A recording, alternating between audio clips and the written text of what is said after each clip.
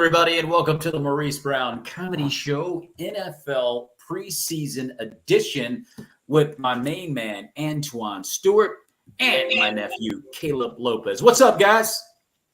What's going on, fellas? Man, there is nothing like the NFL.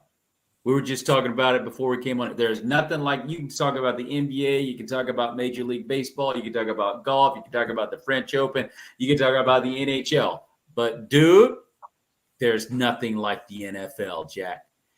Nothing like it. And that is America's heartbeat, which is why we are here today with an early show. We got a minute before the season starts. I get it. And we're in mini camp and OTAs and all that stuff. But there's a lot going on. And this, I have a feeling, guys, may be one of the most exciting NFL seasons we've seen in a while. What do you guys think? Yeah. Oh, yeah, most definitely. Most definitely. Every year is exciting. You know, you got all these teams that are competing for the same goal, and you never know how it's going to play out in the NFL, especially in the postseason in the playoffs. One game and you're out. Not like what we're watching now in the NBA. So it's definitely going to be one of those exciting seasons. I have a feeling it's going to be just that. There's a lot of stuff. You know, it's the NFL is so popular. It's kind of a soap opera as well. Okay, but you know, you got all kind of crazy storylines developing, and we're gonna get to that right now with the headlines and go to Aaron Rodgers. Aaron Rodgers decided he wasn't gonna go to minicamp. Decided he would skip it. Does this indicate a lack of respect for the Jets? Does it present a problem going into training camp in July? Not at all. Okay. Aaron Rodgers is a 20-year vet.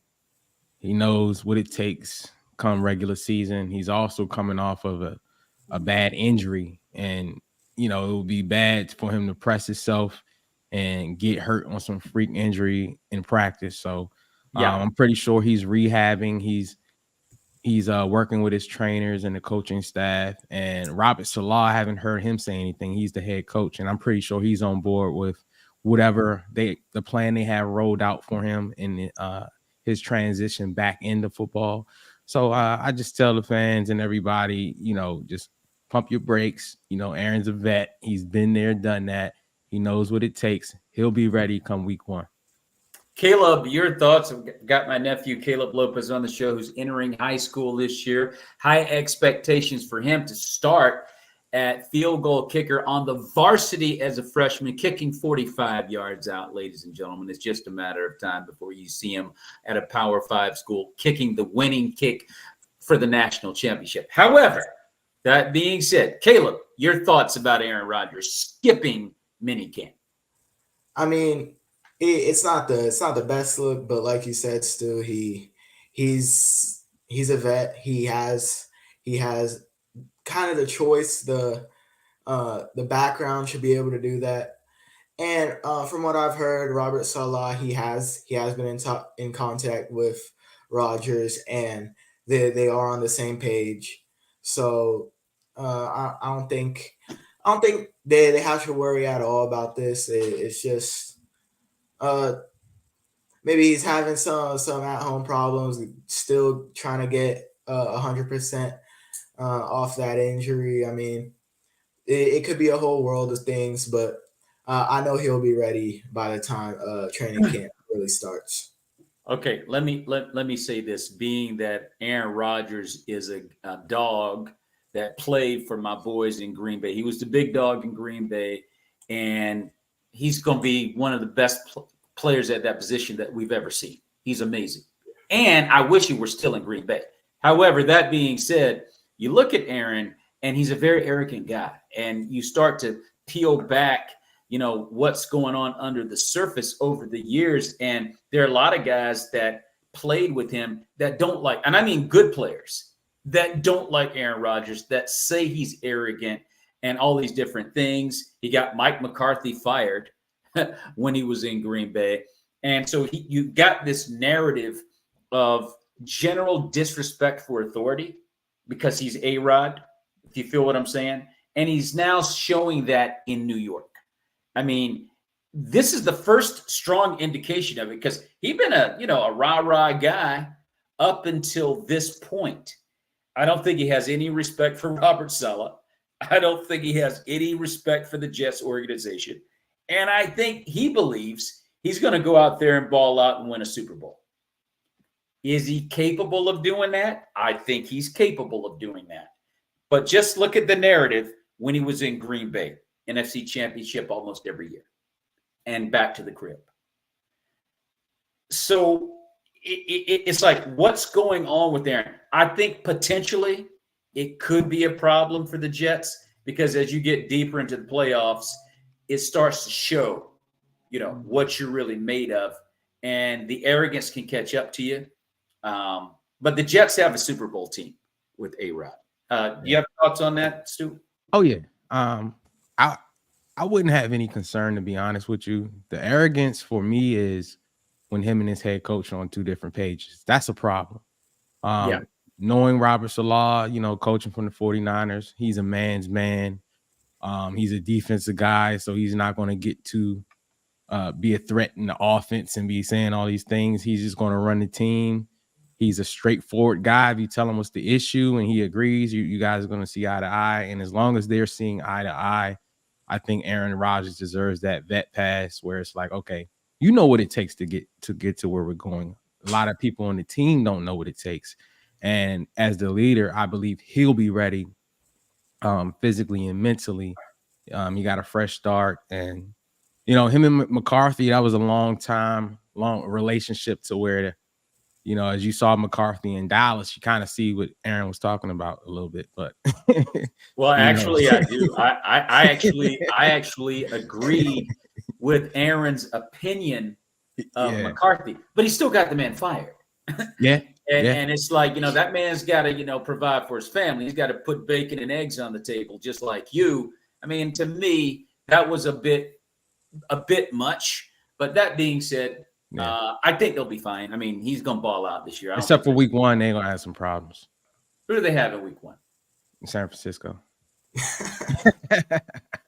Hey, listen, let me. Oh, you know what? He has a bad history against the 49ers, dude. He can't function. When he sees San Francisco, for whatever reason, can't function. He grew up in the Bay Area, and he always wanted to be a 49er. Yeah. And they went with Alex Smith with the first pick that year, and he went last to Green Bay in the first round. But I don't think he ever got over that. So, no, I would agree with you about that prediction. I don't think he's going to play well against Frisco. But anyway, we'll see. What's that? I was going to say what's crazy is the guy who injured him is on the 49ers now. The guy who made that hit on him that injured him, we picked that guy up. So another ACL tear coming up. Anyway, well, hopefully that would happen. Let's go to the next headline. We've got the Minnesota Vikings up next with the pick of J.J. McCarthy as their quarterback, but they have Sam Darnold in camp, and we all know what Sam Darnold can do. Exactly. So that being said, does J.J. McCarthy have a legitimate shot at winning the starting quarterback job this season over Sam Darnold? Stu? Not at all. From what I've seen and the little bit that I've heard from the camp and everything, the coach is on board with him not starting publicly, not an internal thing. He said, you're not the starter. So in reading the scouting report and things like that, I don't think he's quite ready. He has a lot to learn with going through his progressions and things and the speed of the NFL game, adjusting to that. And for a young guy who's not there, it's a small few guys that are on that level coming out of college. It can be overwhelming. And I think it's better to let him sit, even though, you don't have the best starting quarterback, but you do have a vet there that he can learn some things from and learn what not to do also from. And he can sit there with zero expectations and develop. Wow. Because he's going to get his chance to play with that quarterback that they got starting. He's going to get his opportunity. So he just has to buy his time, learn while he can. And then when he gets his time, it's his time to shine. Ladies and gentlemen, you are listening to and watching the Maurice Brown Comedy Show on bogradio.fm, the NFL preseason edition. Caleb, your thoughts on J.J. McCarthy possibly winning the starting quarterback job for the Vikings over Sam Darnold? I think he could win the starting job at a like. He has a talent too, but like you said, Stu, they've already said that he is going to be sitting for week 1. I like that decision, letting him learn. He's a rookie after all. He's definitely not the best quarterback in this draft. He has a lot to learn, and even though it is Sam Darnold, you don't want to learn too much from him. But yeah. It'll be good for him. He can really see like the jump from college football to the NFL, and I do believe by maybe mid-season he could have the starting job. Well, and I'm going to have to say this is the smart move. I mean, as little regard as I have for Sam Darnold, and it is little. He's a veteran. He's been in the league for, I don't know, maybe 4 years now. Sam Darnold, a journeyman at this point, maybe 5 years. I'm not sure, but he's been with 3 teams. I think this is his 4th stop. But he's a veteran. He's seen a lot. And J.J. McCarthy is riding on that national championship with Michigan. He's a decent QB. I think that was all Jim Harbaugh's coaching. So I think that's the right call. Let's just give JJ an opportunity to sit behind a veteran that's been in the league for a few years now. Aaron Moore, Too Tall Moore, says absolutely not. JJ is going to have a clipboard. Yes, he's got to have a clipboard. He needs to have a clipboard. I don't think Sam Darnold has anything to worry about. I don't think he should have anything to worry about in that regard. Let's move on to your boys, the San Francisco 49ers, Stu, and look at the Bosa brothers in San Diego. And I'm saying San Diego, the LA Chargers. So Joey Bosa has been hurt quite a bit out there. They asked him to take a pay cut before the season started, which he agreed to. But he also made the statement, I could see myself playing with my brother one day in Frisco. Could it be possible, Stu, you being a 49er fan, that Joey Bosa could end up playing alongside his brother Nick before the trading deadline this year in San Francisco? It's one of those things where, anything is possible, but highly unlikely. We're still trying to get the Brandon Ayuk situation under control and get him signed up. Because if he came to 49ers, he'd be taking a pay cut anyway. It depends on it with him playing for his brother. Is that so much of a driving factor that he's willing to take less money? But I would love for it to happen. If they could make it work somehow, some way, that would be great because he wouldn't be the guy. His brother's the guy. So he would be a 3rd down specialist, and we wouldn't need to abuse his body as much to where he could be injury prone and he can rest up and just utilize him on 3rd downs or pressure situations. So I would love for it to happen, but I think it's highly unlikely that it happens. So Caleb, your thoughts on the Bosa brothers possibly playing together in San Francisco? I definitely agree with you, Stu. It'd be really cool to watch them together, pair of brothers playing, same team, same side of the ball. I mean, but the 49ers have a lot to deal with coming, like, about money and trading with Brandon Ayuk and a few other players. So I don't think it's going to happen. So, but it's not off the table. No, I don't think it's off the table at all. I think it's kind of a bad sign for Joey when they ask you. I think it's the 2nd time too that he's been asked to take a pay cut. Now he does get hurt often, and Stu, you mentioned before we came on live that Jim Harbaugh has come in and he's restructuring contracts and trying to get the biggest bang for the buck, obviously, as they prepare for their upcoming season. I mean, you got a guy like Justin Herbert, surrounded by the talent that the Chargers have. I mean, Bosa mentioned that he wanted to come back and play with Khalil Mack. There's talent on that team. Yeah. But messing with Bosa, I don't know that I would agree with. He gets hurt a lot. I get that. But if you can have him on the field, I think he's someone I wouldn't keep asking. I mean, that's how the Packers lost Aaron Jones, because they asked him to take too many pay cuts, and eventually they just let him go because he refused. He's like, dude, I'm not giving up any more money. Right. Which I could totally understand. We're going to move on to the Washington Commanders, who tend to get a little bit too excited about everything. Jaden Daniels, drafted in the first round, first pick by the Washington Commanders, which I think was a good move. But as the Redskins are wont to do, and Aaron, if you're listening, I'm sure you have a comment on this, but as the Redskins are wont to do, they've already declared him a star. He hasn't even played a scrimmage game yet, and he's a star. Should he be the opening day starter, Stu? I pose the question to you, over Sam Howell. Absolutely. Absolutely. This guy is that type of talent to where he definitely, you invest in somebody like that, unless you got Aaron Rodgers or one of those elite vets that are on their way out in there, he's the guy. He's the guy. You let him learn on the fly.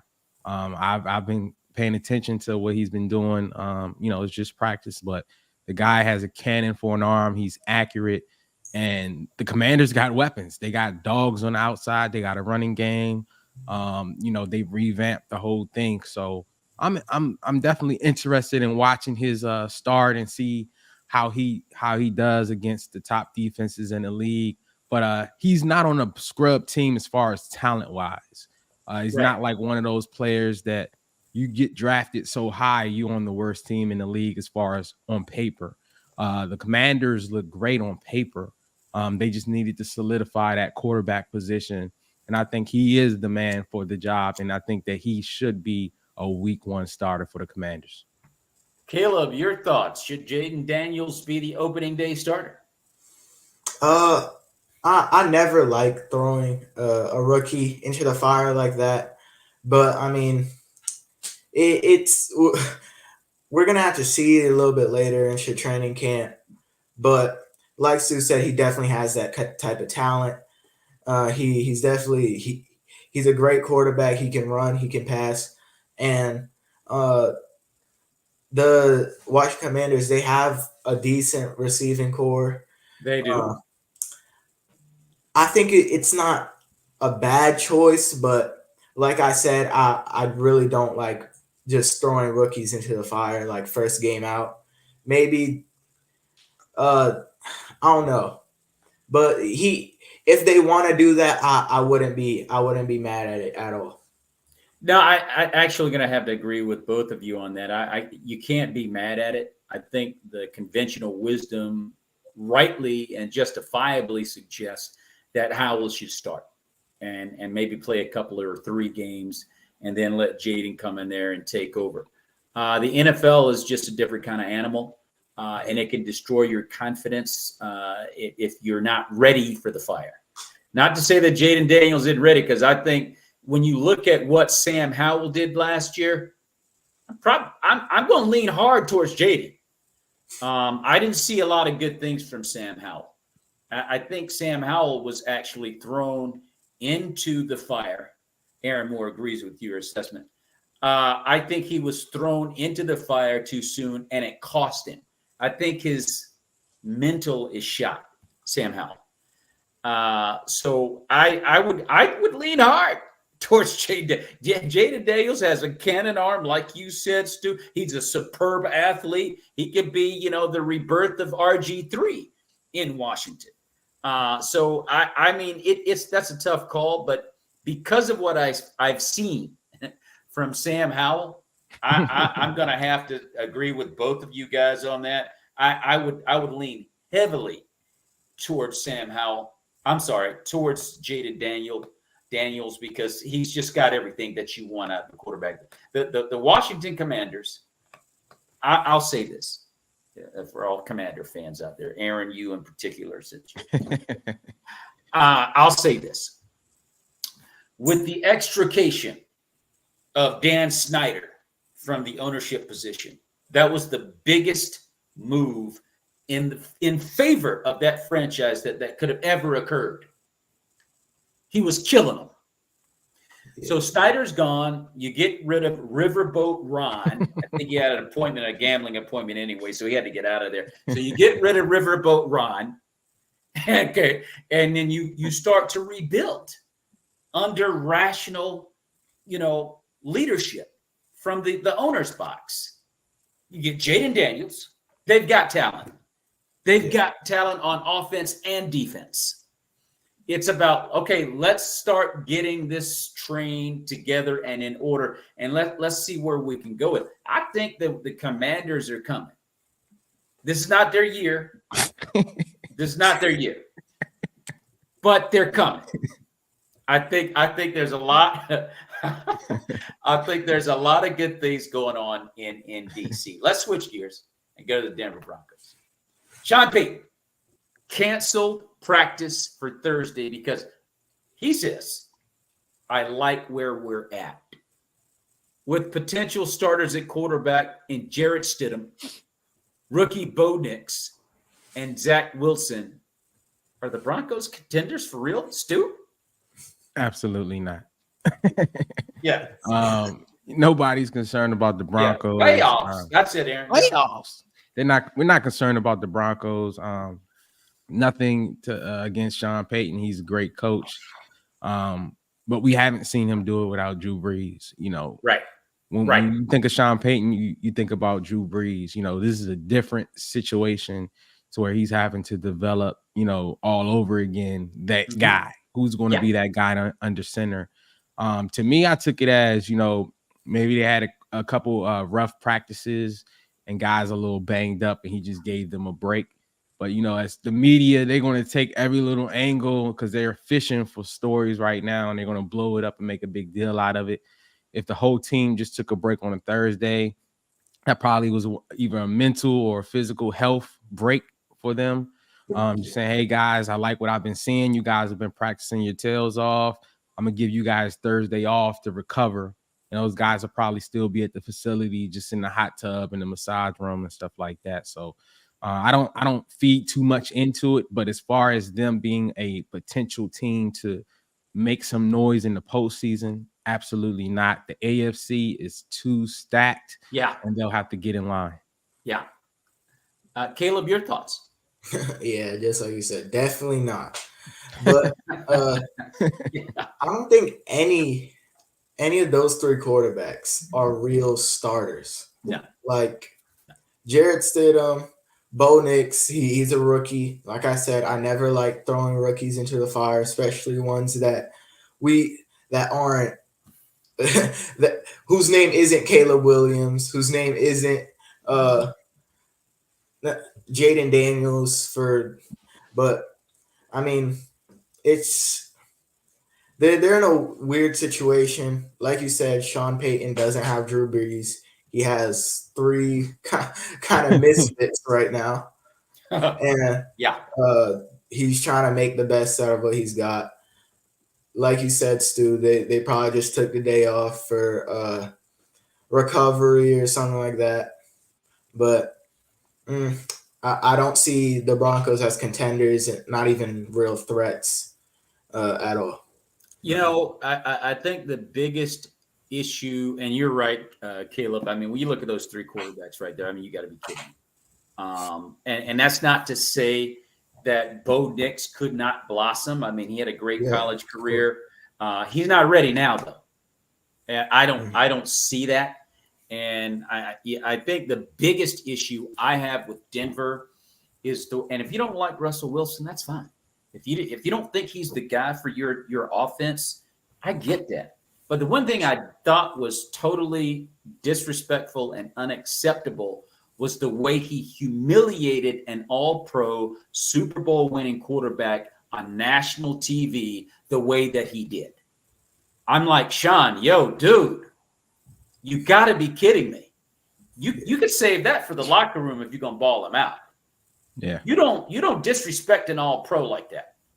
So that indicated to me there's a great deal of arrogance where Sean Payton is concerned. Because you remove a guy like Russell Wilson, you're telling me that Jarrett Stidham, Bo Nix, and Zach Wilson are a better option than Russell Wilson?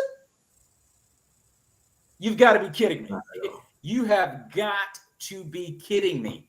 Like I said, if you want to make some moves behind closed doors, then do that. But I think he lost a lot of respect from their members on that team. I guarantee you that probably thought he went too far. And he came in with a load of he disrespected Nathaniel Hackett openly. Again, you can do that behind closed doors. We know he sucks. We know Nathaniel Hackett's not all, but we know that. But, I mean, there's a certain level of decorum and respect you have to have as a professional. Do that behind closed doors. Tell your boys that. Tell the reporters that off mic. You don't put people out there like that. Getting back to what you said a moment or two ago, Stu, or I think it may have been you, Caleb, about his experience with Drew Brees. He hasn't won without Drew Brees. Drew Brees is a first ballot Hall of Famer. He's up there with Peyton Manning and Tom Brady. He's one of those dudes. And that was your quarterback. So you may have gotten it twisted a little bit, Sean, if you think just because you showed up that they're going to win a Super Bowl. Drew Brees doesn't play for the Broncos. So now I really want to see what he can do with the guys he has. Because, I mean, look, I mean, come on.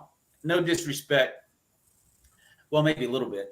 To Zach Wilson and Jarrett Stidham. I mean, they've done nothing in the NFL. They've done nothing. And Bo Nix hasn't even had an opportunity yet. He's a rookie. So that's an extreme amount of arrogance to me from Sean Payton to think that he's going to turn one of these guys into Drew Brees. I just can't believe it. He says, I like where we're at. Anyway, I'm going to get off my soapbox and switch to another topic. Speaking of star quarterbacks skipping minicamp, is it a bad sign in Baltimore when Lamar Jackson missed out on a $750,000 workout bonus by missing 4 out of the first 5 organized team activities? Stu. Nah, I don't feed too much into it. Okay. Lamar with his work ethic and stuff like that when it comes to practice and working out, I've never heard anything negative towards him or his from his teammates and his coaches. So it's I don't know intimately what's going on there. It could be some stuff, off the field issues he had to resolve and get worked out. But the media, they're gonna find every little thing and try to find out if it's a story or if it's not. I think he has a great relationship with his coach. His coach, Harbaugh, fought for him. Yeah. During that year when we didn't know if he was going to be a Baltimore Raven anymore, and he got his money. So I don't think nothing too much of it. $750,000 is a lot of money to us, but for him, I think it's one of those things where whatever he had to do, it was of high priority. And I know he'll be ready come week 1. That's another one of those guys that, we may have some questions as far as his postseason struggles, but week 1 regular season, Lamar Jackson will be ready. All right. He could have taken that money and bought Ray a crib or something, man. Come on, get your money, man. Anyway, all right, let me leave it alone. Caleb, your thoughts on Lamar skipping camp? No, but yeah, you're right. If I was getting paid $700,000, I'd be at minicamp. But I mean, yeah, I'm not worried too much either. Star quarterback, man. The dude's crazy. It's probably something behind closed doors. It was probably something important if he had to miss basically the whole week of practice. And I'm really not worried. I like you said, Lamar Jackson's worth ethic is like out of this world. He'll get it done in the weight room, on the field, wherever you want him to. And I know he'll be ready by the time he needs to take that first snap. I normally would go along with that. But I'm looking at Lamar Jackson, and this is, I think, his 5th season coming up. He got his money, okay, but he still didn't have a ring, and he's still yet to show up against Patrick Mahomes. I mean, he has not shown up. He is no problem. He can beat the 49ers. He can beat the Bills. You got to beat the Chiefs. And you got to at least – he didn't even play him as well as my man up there in Buffalo. What's my man's name? Josh Allen. He didn't even play. I mean, Josh Allen at least stood up to him and went toe-to-toe. I've never seen that from Lamar. And so I'm like, yo, I need to be in camp. I need to go to every team activity. I need to get this money and get Ray a crib. I need to be paying attention here. I need a ring. So I'm shocked. I mean, it's arrogance to me, just like I said about Aaron Rodgers. That arrogance starts to set in, and then all of a sudden, you look at Tom Brady. Tom Brady's got 7 chips, but he's a nice guy. He gets along with his teammates. He's given up money that he could have had, and bought 10 cribs for Ray to win it all. And I'm just looking at Lamar. I'm like, Lamar, okay. You know, you're acting like it's no big deal, and you're going to come. The Baltimore Ravens and Lamar Jackson are on the clock. They got to get this thing done. And it's got to be done now. Like, if the Ravens go out again this year, we got a problem in Baltimore. Yeah. We got a problem in Baltimore. If they don't win it all this year, we got a problem. They paid that man $260 million. So for me, it's a bad look, but to points that the both of you have made, I mean, look, he's a stud. We're not gonna pretend. He is a freaking stud. So maybe they'll be okay. You know, maybe Baltimore will get it done. They just got a big time stud out of Tennessee and Derrick Henry. He's going to be a battering ram coming out of that backfield. Yeah. And now you got Lamar Jackson, who can juke and jive and throw, because I think Lamar's a good thrower. I like the way he throws the rock. So, hey, maybe they can do it this year. I thought the Kansas City Chiefs were a team that was just not going to get it done last year, and because they had a poor year. And sure enough, they did it again. They won the whole thing. And I'm going to say this. I know we're not there yet. But I don't see the Chiefs losing for the next 3 years. I mean, we're looking at the new New England Patriots and the new Tom Brady. That's what we're looking at in Kansas City. And I don't like saying that because I'm a Packer fan. But it is what it is. I'm going to switch gears. Speaking of the Packers, last headline of the day. Does Jordan Love, that guy right there, does he deserve a new contract, Stu? What year is he in his contract? Is this his fourth year? I think it's his 4th or 5th year in the league. It's one of those things where you gotta pay him. Yeah.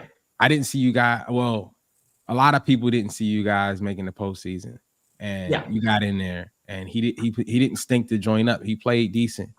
You gotta pay him. You guys invested a 1st-round pick in him on him when you had Aaron Rodgers, and he's starting to produce what the coach saw in him. He's starting to play at that level. He's developing. So you invested all of this in him. You got to ride this thing out and go ahead and get him a contract. I know most of those years he was developing behind Aaron Rodgers, so he didn't get a chance to actually be on the field, which is understandably, but you got to pay the man. You invested a 1st-round pick on him, and he has shown that he can ball, he can play. So you gotta give that kid a chance, give him a decent contract. You know it's going to be a lot of money because the going rate for quarterbacks is out of this world, just like with wide receivers and everybody else. So he's going to get somewhere around that ballpark of at least the minimum of what's the going rate for a quarterback. Go ahead and get it done. Caleb, your thoughts? Oh yeah, for sure. I mean, like if you look at his stats, if you compare Jordan Love's stats from last year to the first year that Aaron Rodgers played, he started. Yeah. You really couldn't tell a difference.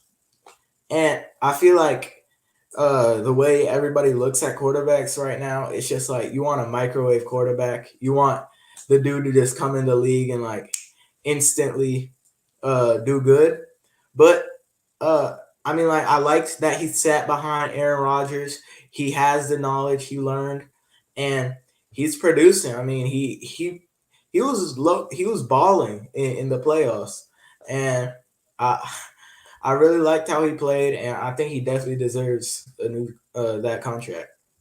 So our main man, Aaron Too Tall Moore, says that if you really look at what he did last year, I mean, he's got I mean the way, and you mentioned this as well, Stu, but Aaron says Jordan Love had the productivity to receive a new contract. He's only going to get better, and I being a Packer fan myself personally, I'm like, it's 50-50-ish. You know, I think he needs a little bit more work. I didn't like the way we went out against Frisco. We should have won that game. That game should have been the Packers game. And Stu, you know that. And he did it again. Jordan did it again. I'm like, what are you doing? What? I don't want to get too rough with him because he got us to a place like you said, Stu. We shouldn't have been there. We didn't even have any business in Frisco. We didn't have any business in Dallas. And it took the Cowboys to be their choking dog selves to let us get by to the next round. I give the Cowboys credit for that win, not the Packers. And so, you know, I think Aaron has a point. I think you have a point. But I'd like to see a little bit more work from Jordan. I'd like to see a little bit more work from him. But that being said, we're gonna look at now the not the Power Five, but the NFC and AFC divisional predictions. Okay.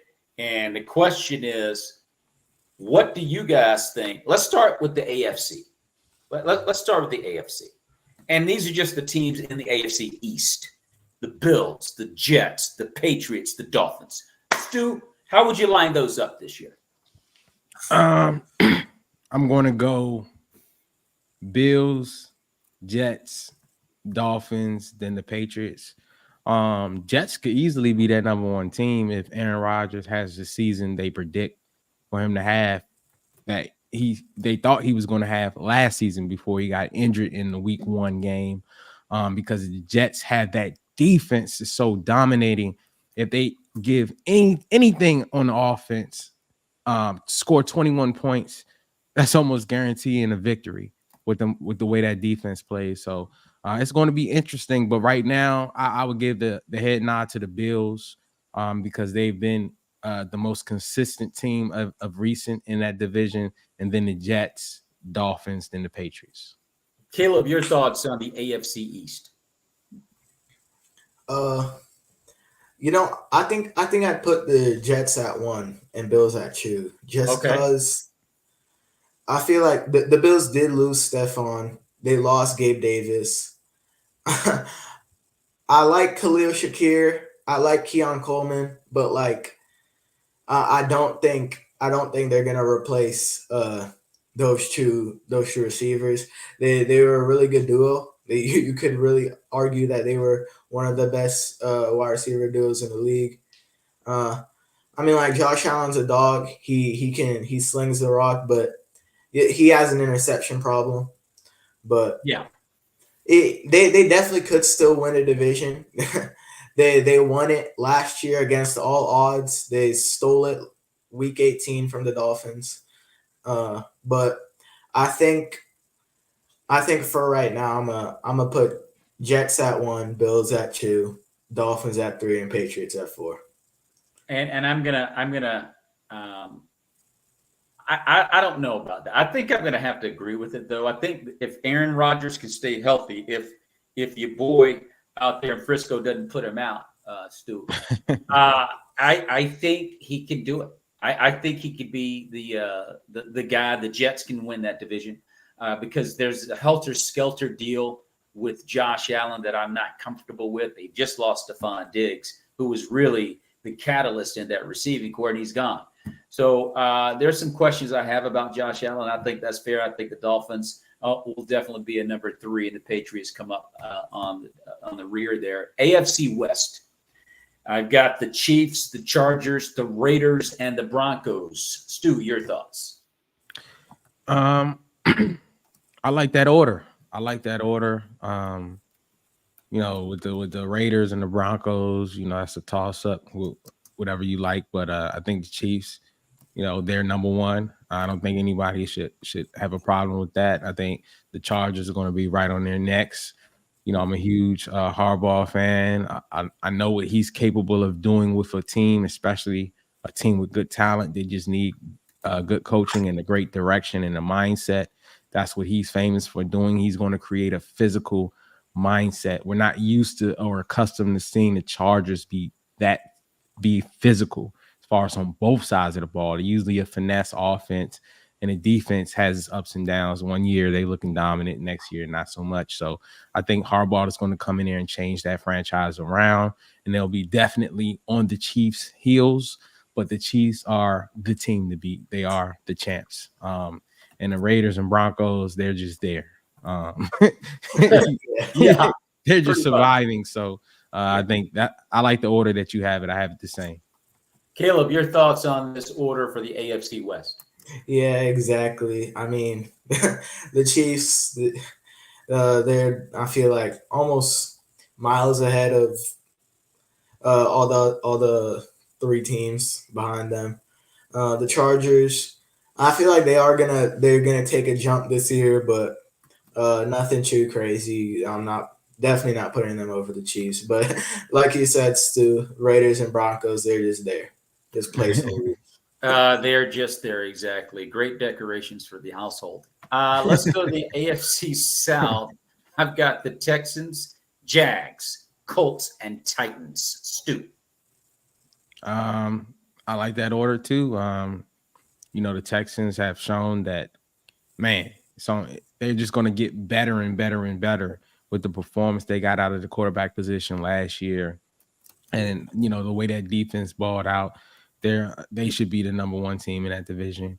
Jacksonville, I don't know what to think of them. They kind of been up and down. That quarterback, they got to figure it out. He's way past his 1 year, 2 year to figure it out season. He should be locked in and should be excelling in that offense. But when you're playing with the Colts and the Titans just lost their best player to the Baltimore Ravens. It's one of those things where it's not a strong division. So it's one where Jacksonville should be there. And with the Titans, with their loss, I like the order that you have it in. Caleb, your thoughts on the order of the AFC South? I like it. I feel like I'm gonna give the Colts maybe a chance. I can see that. To overcome the Jaguars. Yeah, with Anthony Richardson back, I really like how he plays. The little that we saw of him, he caught my eye. I feel like when he comes back, he could definitely be a threat. And they have the slot receiver. I forgot what his name is, but he's definitely he's a baller. I'm pretty sure his name's Pittman or Michael Pittman, something like that. And then they have a decent team, and if they can put it together, they could definitely be at that number 2 spot. But I could see the Colts there. I could see the Colts there. I like, to be totally honest with you, I need to see a little bit more from Richardson. I mean, he went out and he broke his shoulder in the 3rd game because he's running too much, and he wasn't able to read defenses very well, so he wasn't making a lot of great throws. But he was running effectively, but it cost him the season. This is not college. All these dudes on this field can knock you out, and that's what happened. And I do like the mustache, Gardner Minshew. The mustache ain't too bad, man. I was looking at the mustache. I'm like, you know what, Gardner, you ain't too bad. So they did okay with him, and they were dangerous with Gardner Minshew. So that just tells you the Colts have some talent. But look, I'm not going to hate on Richardson. He's got a ton of talent. And if he can put it all together this year, yeah, I got the Colts. I definitely could see them coming in second this year. Let's switch over to the AFC North. I've got them as follows: the Ravens, Bengals, Browns, and the Steel City. Stu, your thoughts? Right now, I got the Ravens at 1. I got the Browns at 2. Okay. I got the Bengals at 3 and the Steelers at 4. But don't be surprised if the Steelers creep into the mix and get into the top 2. You know, they have Russell over there, and they have Caleb. Oh, yeah. Justin Fields. Yeah. I'm sorry, not Caleb, but I love Justin Fields, man. I'm. It's unfortunate that Chicago traded him. With the talent they were putting together over there in Chicago, I thought that would be great for him to actually have some talent around him, and they just started all over again. So I kind of like what Pittsburgh is doing. I'm curious to see if Burrows, how he's with his hand injury and the different injuries he's been having, how he's going to play. But I think as of right now, I like the order. I just would switch the Browns with the Bengals. Caleb, your thoughts on the AFC North? You know what? Well, one thing you were saying about the Steelers, I feel like they might have a Super Bowl window in the next 4 years. They definitely have. Their defense is stacked. They have a great defense. If they can get things together on the other side of the ball with Russ or Justin Fields, they have a great receiver in George Pickens. I mean, they have all the pieces. They just need to put it together. And the Browns, I don't see Nick Chubb coming back as the same guy he was. And I don't know. It's just the Browns really just they leave a little bit of a bad taste in my mouth. Maybe it's the history, but I think I'm gonna keep it in this order, and maybe even switch the Steelers with the Browns. This is the best division in football right here. But I feel like all of these teams are going over 500. This is easily the best division in the NFL. Yeah. Right here.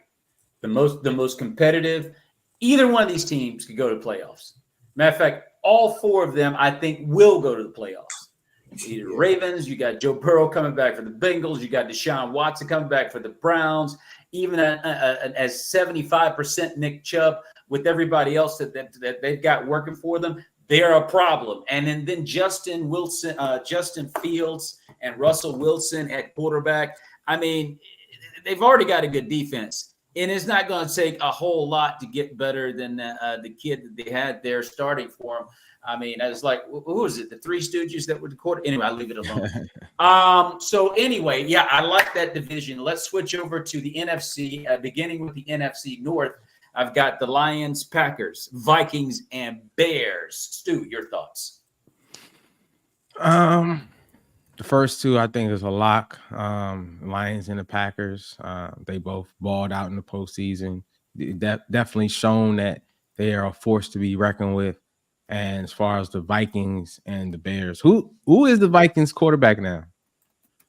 The Vikings are going to go with Sam Darnold for right now. They have J.J. McCarthy as a backup. Yeah, so with that said, you know, the last 2 teams, it's a toss-up. I look at them as they're just their placeholders. As you mentioned, you can decorate them around the house, but they're not doing anything. Get the couch seats ready and, you know, put their ornaments on the tree and everything. That you can cancel Christmas on that one. But the first 2, I think I like the Packers and the Lions. I think the Packers could easily be number 1 over the Lions. I'm gonna give the Lions that respect right now, but I like both of those teams leading the division. Caleb, your thoughts on the NFC North? I think I might put the Bears above the Vikings. They got a bunch of new weapons. I think I like Caleb Williams. He looks good. He's the really the only rookie I think that really has shown that he could play week one really and perform at a high level.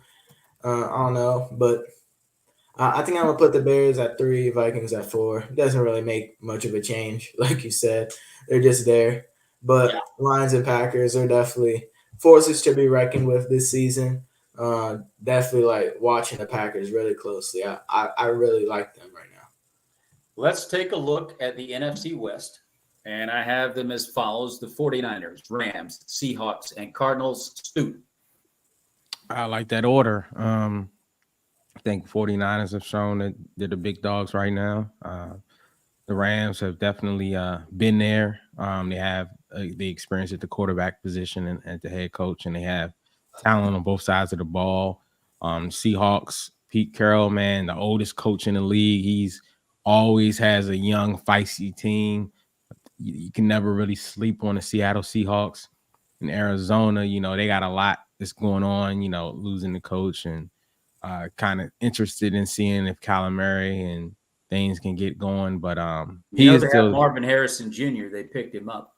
Yeah, and they're going to score some points, but are they going to win games? That's the question. Right. He may be good on the fantasy team, but it may be an L in the column as far as winning losses. But I think that you pretty much got it head on, Mo. I got it like that as well.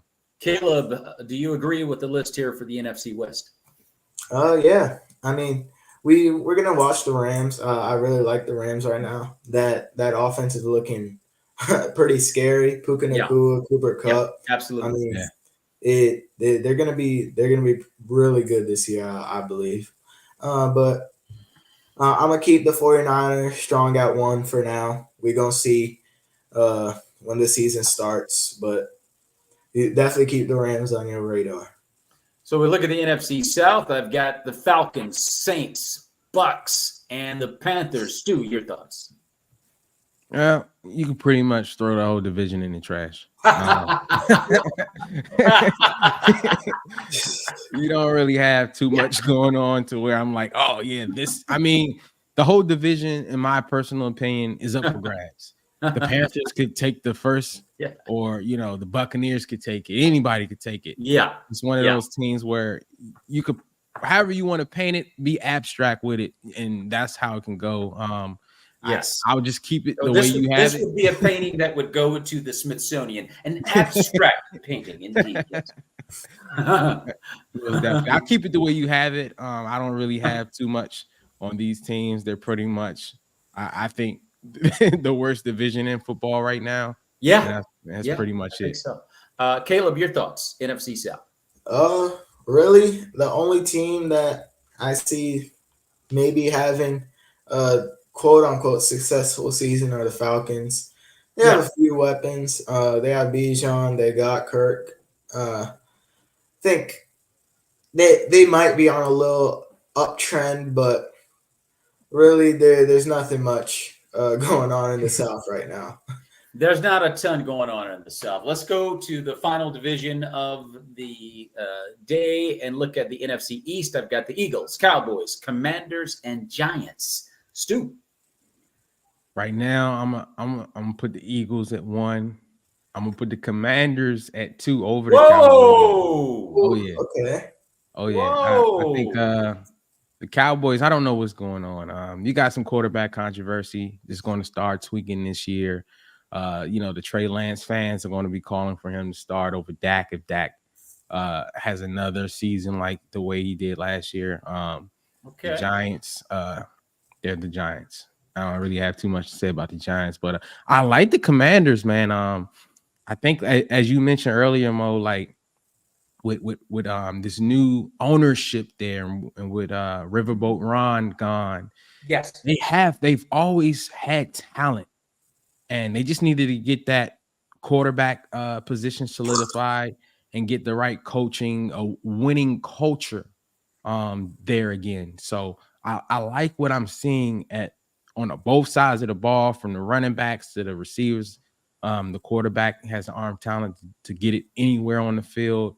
Of course, he's going to have his ups and downs as a rookie, But I think with that running game and with that defense and with that veteran presence he has around him, that they can get it done to where it's like, look, we don't need you to do too much. Just stick within the parameters of the game plan and let your dogs on the outside, those vets, go ahead and get it done for you. So I'm going to take the Commanders jumping up at 2, and I got Eagles at 1, the Cowboys, then the Giants. Caleb, your thoughts? I think I'm going to keep it how they are, but you definitely have an argument there. I see where you're coming from, Stu. The thing about Dak, I don't think he had too bad of a season last year. Sure, he threw. Listen, he was in the MVP voting. He had a great season. He threw a lot of interceptions. Yeah, and honestly, he didn't even throw he got better last year. He didn't throw as many.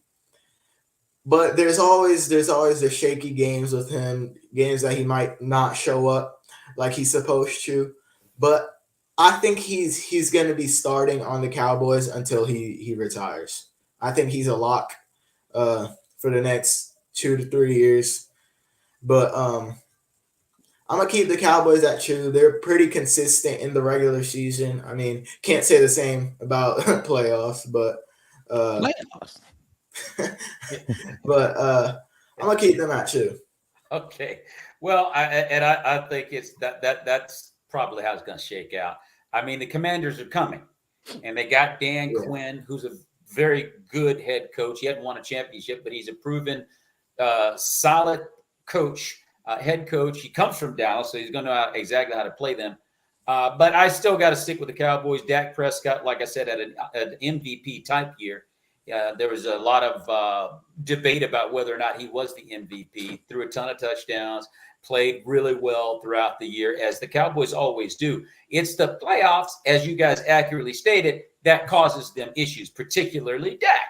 You put him in a tough spot, and he doesn't show up. And so as far as the season goes, I think they're going to be really good again. I think they win 11, 12 games again. You know, the narrative I don't think is going to change in Dallas. I don't think that Dak necessarily is the problem. I think, again, as the Redskins, I'll keep calling the Commanders Redskins, they're always going to be the Redskins to me. But as the Commanders struggled with ownership issues with Dan Snyder, that's the problem in Dallas. Jerry Jones is the problem in Dallas. It's just that simple. There's no bones about that. And I think it shows itself in the playoffs. The pressure that they heap upon the quarterback in that town is amped up by Jerry Jones. I mean, it's already high because it's Dallas. But then you throw a guy like Jerry Jones in the mix, and it's toxic as far as I'm concerned. And everybody knows it, but he's the guy that pays the checks. Whatever you say, Jerry, it's all good, dude. So anyway, that being said, we'll see what happens with that. We're going to have to get out of here, guys. This has been a great show. And folks, we probably won't be back for a couple of weeks. We just wanted to kind of talk about what's coming up because the season's very close. It's right around the corner. I mean, we've got training camp opening next month. And that's when we start ramping up and getting ready for the season. So this is the preseason show. We'll probably be back, like I said, in about maybe 6 to 8 weeks, and we'll start back up. So thanks for hanging out with us today, and I pray you guys have a great day. And as I always say to you guys, may the peace of Christ be with you and your families. God bless.